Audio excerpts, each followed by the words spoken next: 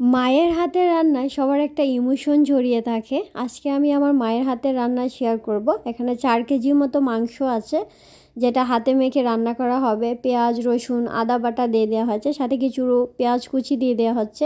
আর এই হাতে মাখার তরকারিটা আমার খুবই ভালো লাগে। আপনাদের কেমন লাগে আমি জানি না। গরম মশলা দিয়ে দিচ্ছেন, সাথে লাল মরিচের গুঁড়ো। এখানে গোটা লাল মরিচ দিলে ভালো হয়।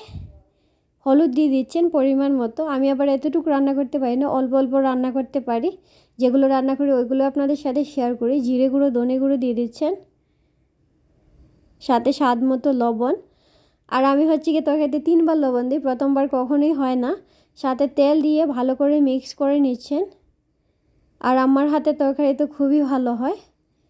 আর পৃথিবীর সব মায়েদের রান্নাই খুব ভালো হয়, আর সন্তানেরা খেতে খুবই পছন্দ করে। আমাদের একটা আবেগ, ইমোশন জড়িয়ে থাকে মায়ের হাতের রান্নায়। মায়ের হাতের রান্নার কোনো তুলনা হয় না, এর জন্য অমৃত। এবার গোটা কয়েকটা রসুন দিয়ে দেওয়া হচ্ছে।